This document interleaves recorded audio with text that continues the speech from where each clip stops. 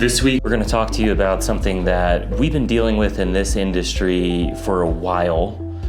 We had some conversations. Kenny had a conversation this past week with someone that knew, said that agents didn't know anything on metro tax districts, right? And we thought it was a very important thing to address because here in the state of Colorado, metro tax districts are the method of financing new home constructions in large planned urban developments. How they work is a builder can basically get financing based off of future tax proceeds from the new home development. In other words, the builder gets money based off of money they're gonna get from you from your taxes in the future. But the problem is these tax districts have taxes that are often 2 times, 3 times, 4 times the mill levy that other tax districts are. So in today's episode, we're going to talk about metro tax districts, what they do to prices, and what they do to someone's pre-approval as well, and how these metro tax districts have transformed over time from the early 2020s to right now. So I'm gonna turn it over to Kenny right now to talk a little bit about this case example that we had yesterday.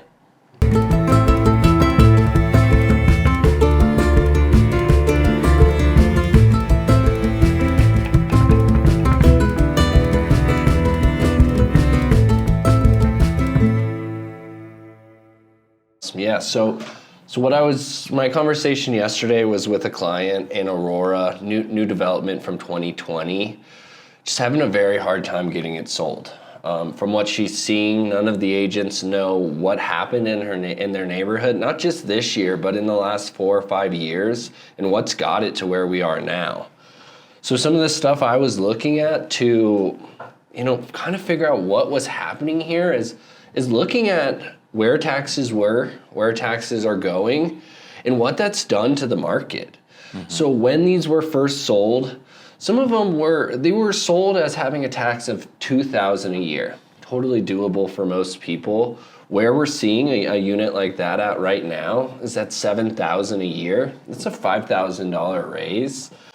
So you're looking at, for almost $500 a month for a lot of these people, which can be the difference from them being able to afford the home that they could 4 years ago to not being able to afford the home now. And, what we're seeing in this neighborhood is prices haven't quite dipped under the price of where they were in 2020. But from my conversation with her, she knows that that's coming soon. So, it was really important for her to get this house sold for as much as she can before she gets into that negative equity position. And that's, where we're driving to get that done. But for us to be able to get that done, I think, it's important for people to know what got us here. And I think Derek will go over a lot more of this with you, but I just wanted to give a good case example of what put people in this position where they're, uncomfortable with the payment that they were comfortable with 4 years ago. Yeah. I think it's like, I remember specifically going to home builders during the low interest rate times. And we found an actual example like this where the taxes are advertised at $2,000. Mm-hmm. I'm unsure if they ever were. $2,000. Like, I don't think that there was a time, I think that they underinflated that mill levy, which is what they do. So to get the financing, they say that they're gonna build more homes than they're gonna build. Right, totally. And that allows them to get more money because the project's bigger. The problem is they don't build all of them. Right. So then all of the distribution of those other homes that they didn't build, taxes get added to the other homes that are built. So that's when you see this drastic from $2,000 to $8,000. And we've seen what that's done to price. Definitely. I mean, this isn't the only example I have of this right now. I have a couple listings. They're kind of in this exact same situation. I have another one in Reunion. Great house, great neighborhood, great everything, but you can go buy a similar home in a little bit of an older neighborhood, maybe built in the 90s, not in a metro tax district, that's going to have $3,000 to $4,000 taxes. We're looking at $8,000 taxes on that one. I mean, for a lot of people, $400, $500 a month, that's the difference from being able to afford a home and not. Absolutely. And so it's a big thing. It's not something that, I think a lot of people don't feel it until they're there making these payments. And then, like my client in Commerce City, he just doesn't want to make that payment anymore when he knows that he can go get something with lower taxes, with lower issues, and even if it is a little older, it's still going to be a great home. Yeah. I have a lot of buyers, talking practically, and then we'll get into some of the data here, that they're out there right now. Mm-hmm. They're approved at, around the entry level price in this area, $500,000. Yeah. And they're approved there with $3,000 taxes. Right. Now, we would love to go to a neighborhood that has newer homes, that maybe is a little bit more glamorous than some of these low tax neighborhoods, because it is a planned urban development. There's parks, there's playgrounds, etc. It feels nice. The problem is they're approved at $500,000 with $3,000 taxes. Right. So if we jump those taxes up to $6,000 even, now they're approved for $450,000. Mm-hmm. $450,000 doesn't exist in that neighborhood, and that's why I think in neighborhoods like Reunion, right. So many of these planned urban developments, we've got a short sale up in Mead right now that's a Century Communities. Those are the ones that I think are getting hit the hardest, these metro tax districts, when it comes to people that are in financial stress. And it's because these people started with a payment that was $500 a month lower from a tax perspective. Right. Then they also probably got a lower introductory rate because rates were high 3 years ago from the builder, and that's expired, and their rate's up 2 to 3% higher than it was when they bought. I think that those are a lot of the same things that made a 2008. An immediate jump in prices is what creates too many short sales and an overwhelming amount of inventory. I'm not saying it was sold, we sold as many, but those are the things that create a 2008. Fast price slippage, and people can't afford their payment anymore because it jumped $1,000. It jumped by 20 to 25%. Totally. Yeah, no, I mean, I just sold a new build in outside of Boulder, but what I liked about that one is that they looked at that where that tax was going to go, and that's what that's how they did the approval amount, which to me felt fair and honest, because they were able to get a better rate, especially as in outskirts of Boulder. They were able to get something in a more affordable rate. Yeah. But the builder was honest about it. Yeah. And to me, that's not something that I explained this that this is the risk, this is what happens, and they were okay with that. Yeah. But where I have a big problem with this whole thing is people that were lied to or misled. Yeah, that's a different situation, right? If for them the rate made sense, the deal made sense, even with the higher taxes, sure, that's an okay thing. But when you are told you're going to have $2,000-$3,000 taxes and they may go up $1,000, and they went up 4 times, that's a different conversation. That's a big difference. Yeah, and I imagine there were some lawsuits, which is why the state Colorado real estate contract got changed last year to tell people about metro districts, which is why we were kind of shocked that there's this large deficit in knowledge about metro districts and what they are. That's why we wanted to make this so that way what metro districts are. And I'm reading this article from Colorado Newsline that there are 2,337 active metro districts. 2,000, you said? In the state of Colorado. And that's because this is the financing vehicle for builders. And I think what you brought up is a really good point. Not all of them are created equal. Totally. And there are metro districts that are small. There are metro districts that are absolutely huge, like Reunion.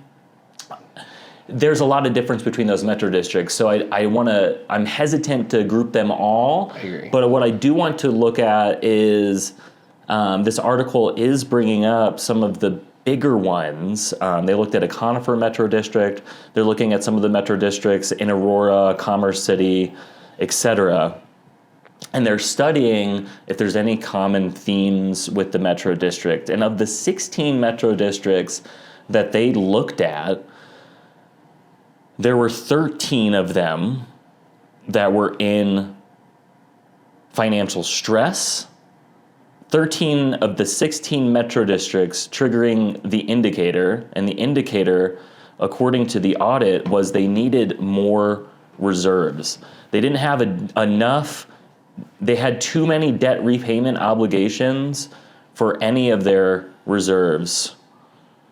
And that is exactly like an HOA to me. Yeah. And that's how I would like to get people thinking about these metro tax districts. Is with an HOA, I always explain you are partnering with someone in the investment of that house. You're partnering with an HOA. If it's a good business partner, it's a good investment.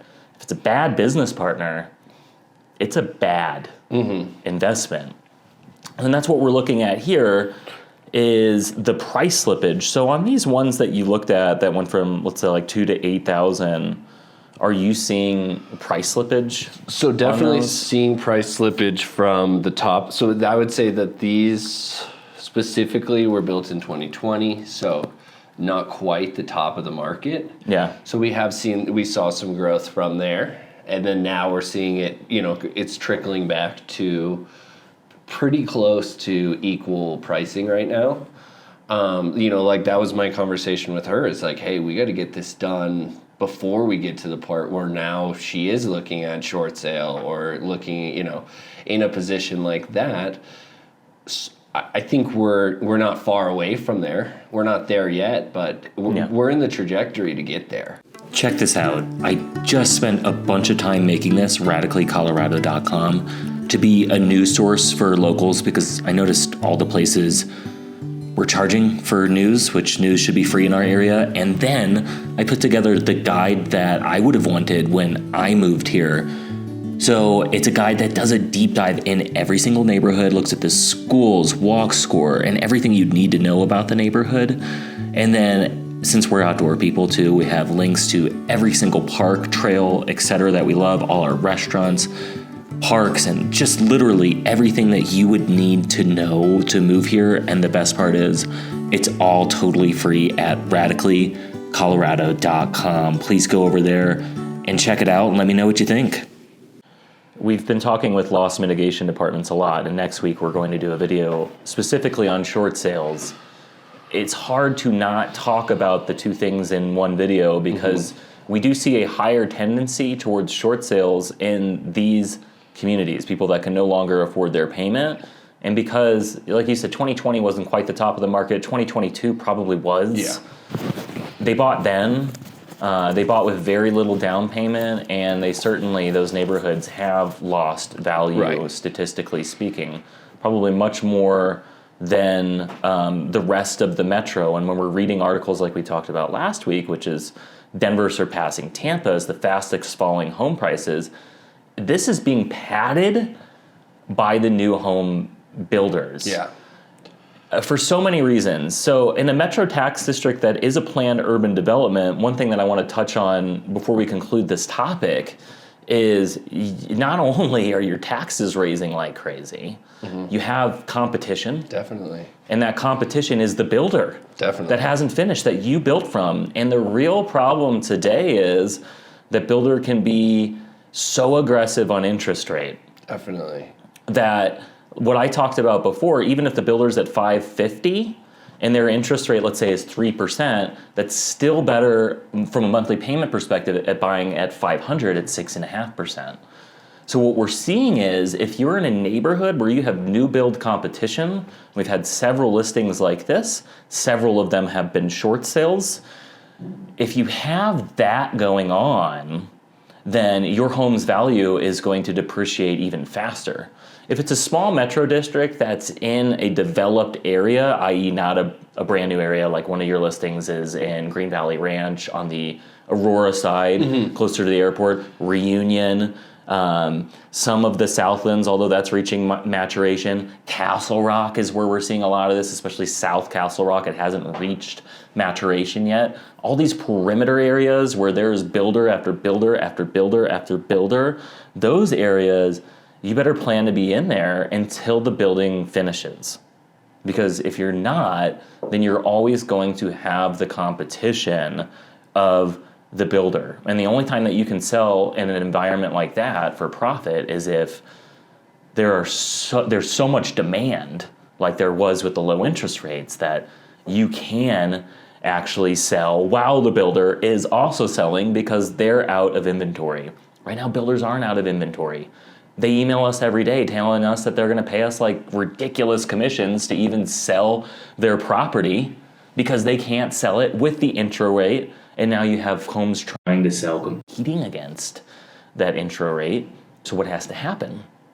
Your price has to be in a place where your payment is equal to or ideally better than, because you're competing against a new build, and you can actually sell your property. What that means is you're selling 10 to 15% below the new build in a lot of cases, right? I mean, and even here, like, you know, for this neighborhood to be competitive for somebody to sell right now, you're going to have to be, like, these prices are lower than what they sold them in 2020.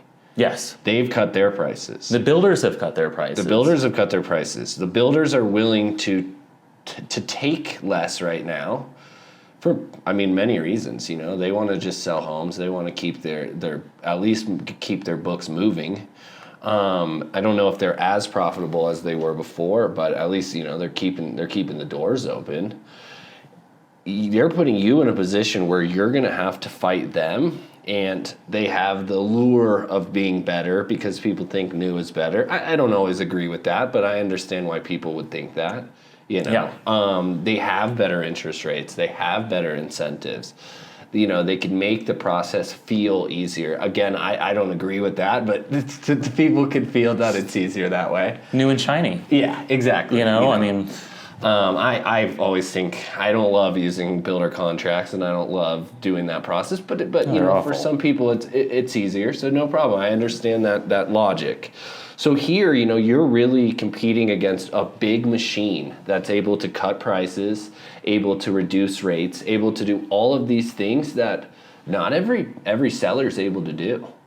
So you're really going up against, you know, a juggernaut trying to sell your property. And for a lot of people, it's hard right now. That's why, you know, right now, that's what I'm doing for this client, is putting together a real plan to get this sold, because there's real competition here. This isn't a neighborhood that has one listing that comes every 3 months. There's a lot of inventory. There's new build activity that has better rates, has better incentives, has better everything that we need to compete against to make somebody feel like our home is better. And it's a tough battle right now. is it possible to sell that house? I believe so. Yeah. I believe so.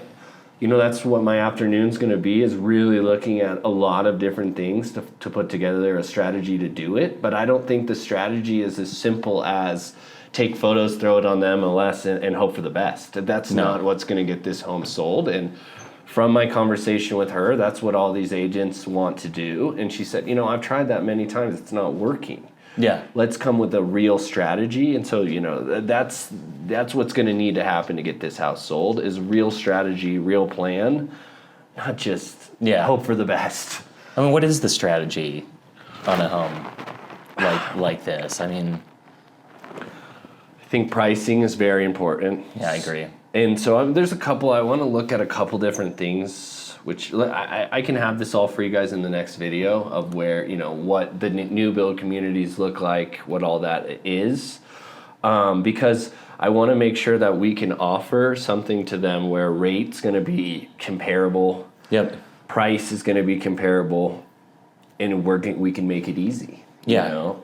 I think you have to kind of mirror the incentives of the new build. Exactly. I don't want to get on here and say you got to take better pictures, you got to do all this marketing better. Of course you have to do that. I think that's a given. Yeah. But I think from a price perspective, you have to mirror the incentives of the builder. So is that offering a buy down for people, like giving concessions, offering the buy down? I think what I said earlier is like your monthly payment has to be better than, I don't even think equal to, I'm going to modify that, better than the new build, and the person has to feel like they're walking away with an equal to or better than monthly payment and way more equity. Yep. And then like that combination of things, I would personally buy the one that, like you had a conversation this morning with someone on an assumption versus short sale. Definitely. And in assumptions where you're assuming the old loan, the problem is you're assuming that loan amount, which is larger than what the value really is of that home. Right. So that agent's conversation was, listen, I can't take that risk, even though that interest rate's great. Yeah.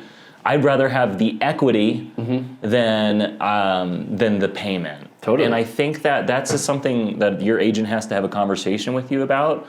In an ideal world, it's equity and payment, right? But if you cannot accomplish that, which in this market it's probably more possible than ever, but let's say you can't on your dream home, then which one's more important? Is it equity or is it your monthly payment?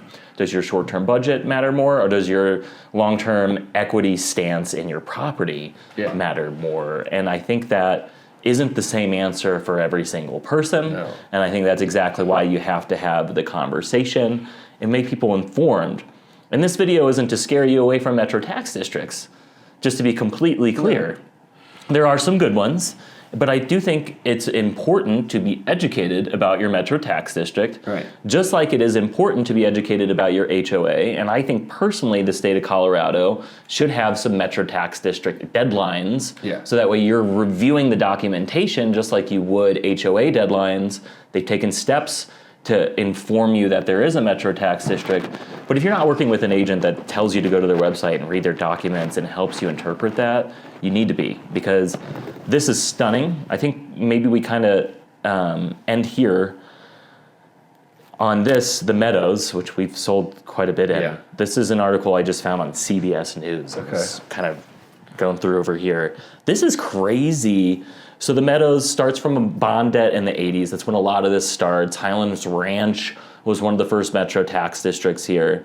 The Meadows is right by the Outlet Mall in Castle Rock, if you're not familiar with our area. And Castle Rock's directly south of Denver, about 30 minutes. So they take out $70 million in debt to make this community back in the 80s. How much do you think it is now? Just like throw a number out of debt. I don't even... People are paying their taxes. Yeah. By the way, like in their really high taxes, they follow the exact same pattern that we're talking about. They're paying $6,000 to $8,000 taxes on entry-level homes. And still, the debt has expanded times 7 almost. $450 million of debt in the Meadows. Really? And that's why in 2025, state lawmakers in Colorado, the audit that we were reading from, that's why they said, we got to audit this place, because I think all the legislators, one of them was living in the Meadows, and they were surprised to see, like, oh man, my neighborhood has $500 million in debt, and I'm paying my high taxes.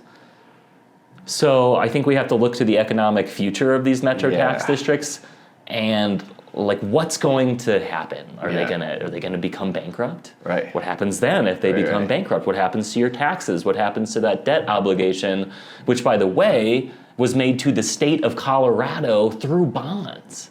So it could be this trickle down of debt not getting paid off. Right. Like, what do we do?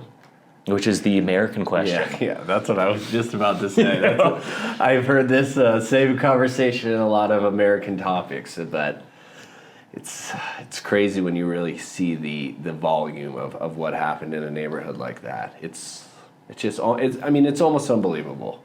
Yeah. Then it is believable because it is. You know? I just wonder, like, what are they going to do? Will there be debt forgiveness? Right. Like, will they go through a bankruptcy? Then what happens to those taxes when they go through a bankruptcy?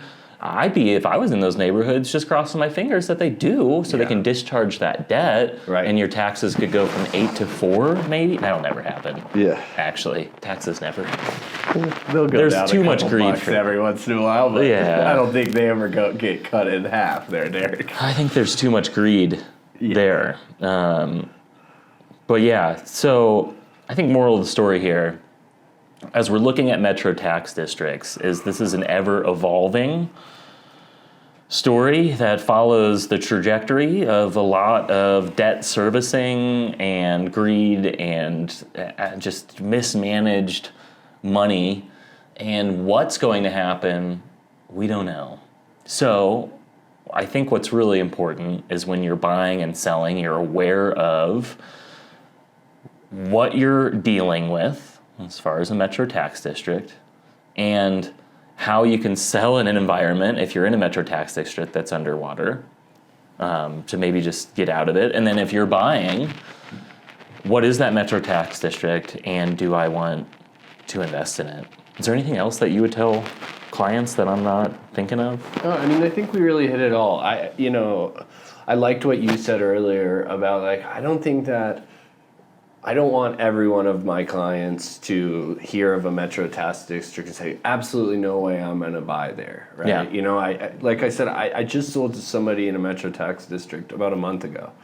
We looked at a lot of different options, and for them, it made the most sense, with the interest rate that we were able to get, how they looked at the taxes, many different things. It made sense to go that direction. Yep. I told him, hey, here's what I don't like about this deal. Here's what I do like about this deal. And when we looked at both sides of it, it made the most sense. Yeah. Where I think people need to be, aligning with somebody that wants their best interest and is educated about this is having those conversations. Yeah, I think so. Talking to somebody that goes, hey, because the thing is sure, we're all looking for the perfect deal, but it's not always going to happen. Yeah. The goal is to find what has the more pros than it does cons. Yep. And a deal that makes the most sense. And if that's what makes the most sense for you, then let's have that conversation, but let's not do it just, like a lot of agents to get a check. Let's do it to make sure that we're putting you in the right place to make the best decision. I agree. I think that there are real opportunities right now to get a great price in some metro tax districts. Our one listing that I have at 14680 Harvest Drive in Longmont, that's $495. The builder's at $550. Same house. Yeah. You know what I mean? And that's a short sale. So it's like you could capture $55,000, $60,000 worth of equity. A buyer that I have under contract at 15295 Liverpool Way in Centennial is a buyer that's under contract on a short sale. In the Southlands Cherry Creek School District, super amazing. They're outpriced everywhere else because the going price for that same house is $575. Yeah. So you could kind of creep into one of these neighborhoods and you're kind of the narrative. Like, oh my gosh, that house sold that low. Like you're that neighbor. Right. But I mean, from a buying perspective, don't you want to be that neighbor? You want to be that neighbor. Yeah, no, I have a listing. We'll include all these listings in here too. Yeah, for we'll you put guys them to look. Yep. But mine on 109th in Commerce City. I mean, it's a great opportunity right now to get an amazing deal on a home. Yeah. Compared to where they were when he bought them 4 years ago, it's a great price. And it's really easy to find these too, by the way. So there's a lot of them on market. If you don't know how to filter and find them, we can definitely send you a list over. But then there's a lot of off-market opportunities, people that didn't sell, that were like their agent just didn't know, just like agents don't know what a metro tax district is, that agent didn't know what a short sale was and they didn't know how to walk them through it. Definitely. So if you're liking what you're hearing here, next week we're really going to talk in depth about short sales. Are we seeing a lot more of them? What's a short sale process look like?